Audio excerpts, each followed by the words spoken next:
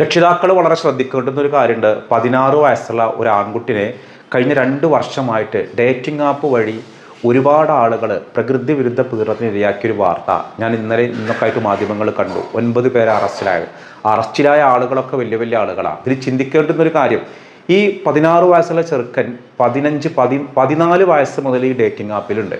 ഈ 14 വയസ്സിലൊക്കെ എങ്ങനെയാണ് ഇങ്ങനെ സ്വന്തം ശരീരം വിൽക്കാൻ വേണ്ടി ഡേറ്റിംഗ് ആപ്പിലെത്തിയത്? പണം കൊടുത്തിട്ടാണ് ഇവരൊക്കെ ലൈംഗിക ചൂഷണത്തിന് ഇരയാക്കിയിട്ടുള്ളത്. ഇപ്പോൾ 9 പേര് അറസ്റ്റിലായത് യൂത്ത് ലീഗിൻ്റെ നേതാവ് ഒളിവിലാണ്. AEO റെയിൽവേ ഉദ്യോഗസ്ഥൻ, വലിയ വലിയ ഉന്നത പോസ്റ്റിലുള്ള ആളുകൾ, അതും 17 വയസ്സുള്ള ആളുകൾ ഒരു ആൺകുട്ടിയുടെ മീതെ തൻ്റെ ലൈംഗിക പൂർത്തീകരണം നടത്തിക്കാം. ഈ കുട്ടിയുടെ സ്വഭാവങ്ങൾക്കൊരു വലിയ വലിയ മാറ്റങ്ങൾ വന്നപ്പോൾ ഉമ്മ അങ്ങനെ ശ്രദ്ധിക്കാൻ തുടങ്ങി. ഒരു ദിവസം വീട്ടിൽ നിന്ന് ഒരു യുവാവ് ഇറങ്ങി ഓടുകയാണ്. അപ്പോൾ ഉമ്മാക്കൊരു സംശയം. കാരണം പല ആൾക്കാരും വിചാരം പെൺകുട്ടികൾ മാത്രമാണ് ലൈംഗിക ചൂഷണം ഇരയാവുള്ളൂ എന്നാണ്. അങ്ങനെയൊന്നുമല്ല, ആൺകുട്ടികളെയും ലൈംഗിക ചൂഷണം ഇരയാക്കുന്ന ആളുകൾ അങ്ങനത്തെ മൃഗങ്ങൾ നമ്മുടെ നാട്ടിലുണ്ട്. അങ്ങനെ ഉമ്മ മകനെ കൗൺസിലിങ്ങിന് കൊണ്ടുപോയപ്പോഴാണ് ഞെട്ടിക്കുന്ന പീഡന വിവരം പുറത്തു പറയുന്നത്. ഇവന് സാധാരണ ഡേറ്റിംഗ് ആപ്പ് രജിസ്റ്റർ ചെയ്യണമെന്നുണ്ടെങ്കിൽ പ്രായപൂർത്തിയാവണം. ഇവൻ തെറ്റായ ഡാറ്റ കൊടുത്തിട്ടാണ് ഇത്തരത്തിൽ 18 വയസ്സായി എന്ന് കാണിച്ചത്. അങ്ങനെ കാണിച്ച ഡേറ്റിംഗ് ആപ്പിൽ കൊണ്ടുപോയിട്ടാണ് ഇവനെ ഒരുപാട് പേര്, 14ഓളം കേസുകളുണ്ട്. കാസർഗോഡ് ജില്ലയിലാണ് സംഭവം. അതുകൊണ്ട് ആൺകുട്ടികളുടെ രക്ഷിതാക്കൾ നന്നായി ശ്രദ്ധിക്കുക. പെൺകുട്ടികളേതുപോലെ തന്നെ ആൺകുട്ടികളും ലൈംഗിക ചൂഷണത്തിന് ഇരയാവാൻ സാധ്യത ഒരുപാട് കൂടുതലാണ് പെൺകുട്ടികളേതുപോലെ.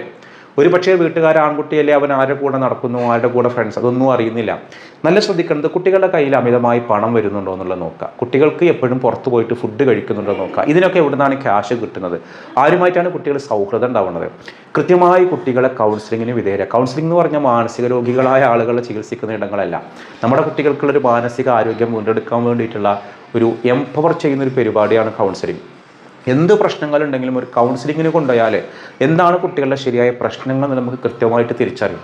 അതൊരു പക്ഷേ വലിയൊരു അപകടത്തിൽ നിന്ന് നമ്മുടെ കുട്ടികളെ രക്ഷപ്പെടുത്താൻ ഇടയാക്കും. അപ്പോൾ ആൺകുട്ടികൾ ഹോസ്റ്റലിൽ നിന്ന് പഠിക്കുന്ന കുട്ടികളാണ്, നിങ്ങളുടെ കുട്ടികൾ എവിടെ കൊണ്ട് ദർസിലാണ് അല്ലെങ്കിൽ ഹിഫ്ദ് കോളേജിലാണ് അല്ലെങ്കിൽ അത് ആൺകുട്ടി ആവട്ടെ പെൺകുട്ടി ആവട്ടെ, നമ്മൾ കുട്ടികളെ ഇടയ്ക്കിടയ്ക്ക് കൗൺസിലിങ്ങിന് വിധേയരാക്കണം. അതോറിറ്റി തന്നെ കൗൺസിലിംഗ് ചെയ്താൽ ഒരു പക്ഷേ കുട്ടികൾ പുറത്ത് പറയില്ല.